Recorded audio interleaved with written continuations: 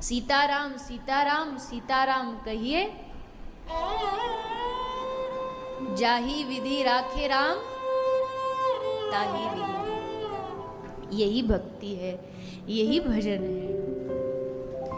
भरोसा करके तो रखे ठाकुर जी पर, एक बार विश्वास करके तो रखे। भगवान कहते दुनिया में सब चीज टूट जाए पर अपने भक्त का विश्वास नहीं टूटने दूंगा।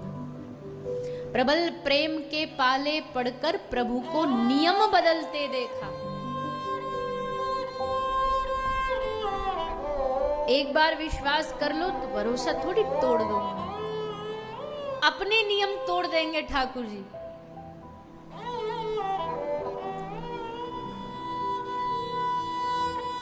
कहते हैं ना कि पितामह भीष्म ने एक दिन ने जोश जोश में आकर के प्रतिज्ञा कर ली कि हम पांडवों को जिंदा ही नहीं छोड़ेंगे, मार डालेंगे सारे पांडवों। अब ये प्रतिज्ञा पितामह की प्रतिज्ञा है, भीष्म प्रतिज्ञा है। आज भी कोई प्रतिज्ञा की बात आती तो कहते भीष्म प्रतिज्ञा ले रहे हो क्या? पितामह की प्रतिज्ञा कौन तोड़ सका आज तक? सारे पांडवों ने सोच लिया कि अब तो गए, काम खत्म, अब कोई हमें बचाने वाला नहीं है।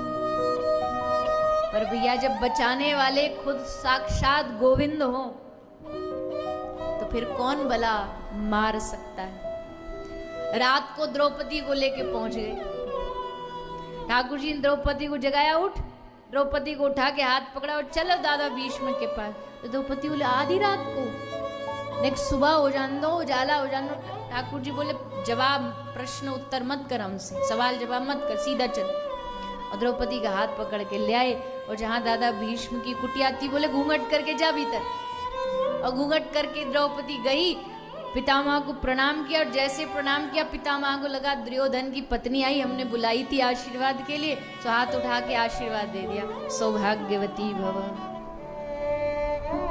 द्रौपदी ने फिर दोबारा प्रणाम किया, बोला सौभाग्यवती भव।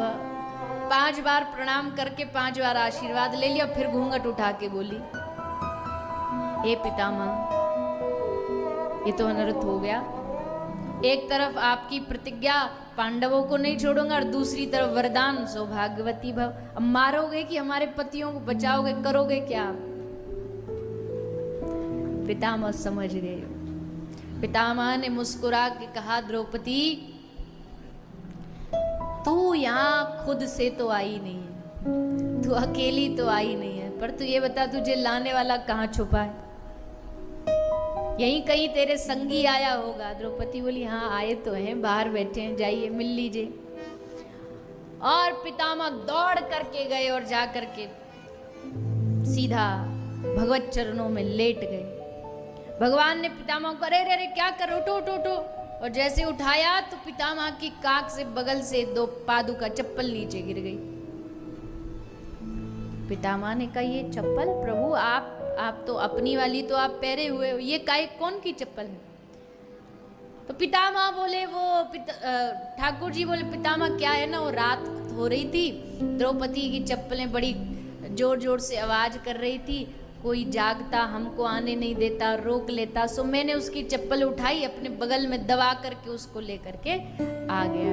पितामह की आंख में आंसू आ गए। बोले प्रभु जगत नियंता, जगत पिता, जगदाधार, आप द्वारिकाधीश जिसकी चप्पलें पादुका उठा रहे हो अपने हाथों में, प्रभु मैं क्या, मेरे जैसे लाखों भीष्म भी पैदा हो जाएं तो इन पांडवों का बाल बांका नहीं कर सकते, इनका कुछ बिगाड़ नहीं सकते। और प्रभु फंसा तो दिया बाप ने बीच में।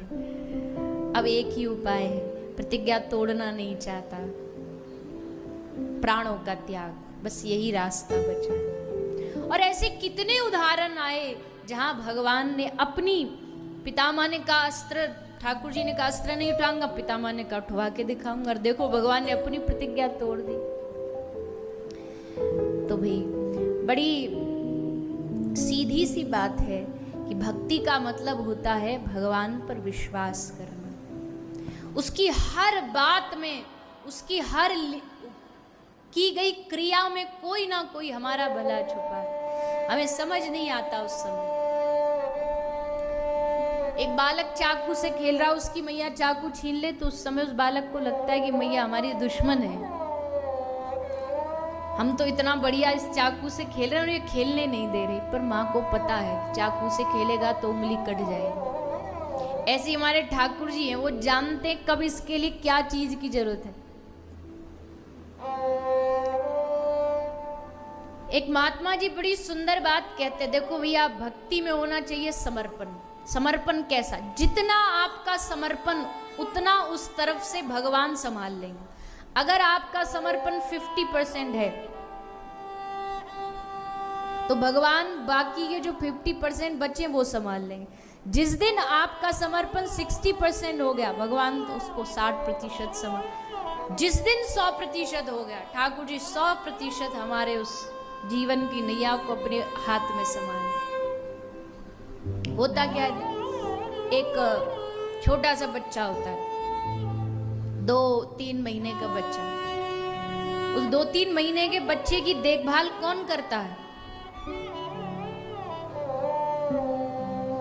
उसको खाना पिलाना सुलाना, कब भूख लगी है कौन करता है?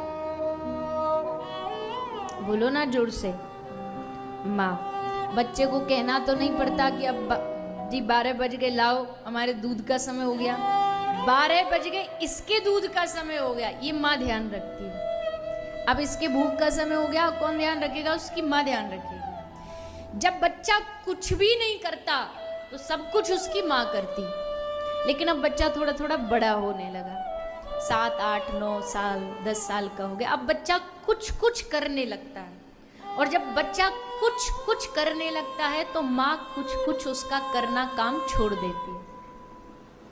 फिर बच्चा 20-22 साल का हो गया, अब बच्चा सब कुछ करने लगता है, और जब बच्चा सब कुछ करने लगता है तो फिर माँ सब कुछ करना छोड़ देती है कि अब ये अपना ध्यान, अब 20-22 साल के बच्चे को मैया नहलाएगी थोड़ी, उसको पता खुद उठेगा, नहाएगा धोएगा, स्कूल जाएगा, कॉलेज जाएगा, अपने काम पे जाएगा।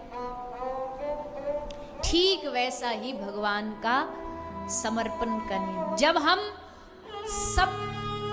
सब कुछ अपने आप करते हैं तो भगवान सब कुछ हम पे छोड़ देते, तू ही कर। लेकिन जब हम कुछ कुछ करते और कुछ कुछ भगवान पे छोड़ देते हैं, तब भगवान फिर कुछ कुछ थोड़ा थोड़ा संभालने लग जाते हैं। और जिस दिन हम सब कुछ भगवान पर छोड़ देंगे ना, उस दिन सब कुछ भगवान अपने आप ही संभालने लगेंगे। अभी हमारा बीच वाला सिस्टम है, कुछ कुछ वाला है कि कुछ तो भगवान पे सौंप दिया और थोड़ा अपने आप को मालिक, अपना मैं पना तो आ ही जाता है। लेकिन जिस दिन ठाकुर जी कहते तू सब कुछ छोड़ देगा, हम सब कुछ संभाल लेंगे। ये समर्पण आएगा कैसे? धीरे धीरे, सनेह सनेह, धीरे धीरे। जब हम भगवान की कथा सुनते हैं, जब हम गुरुओं के सानिध्य में रहते, जब हम संतों के संपर्क में रहते, तब समझ में आता भैया ये बेकार का बोझा ढो रहे थे आज तक जितना ढो रहे थे,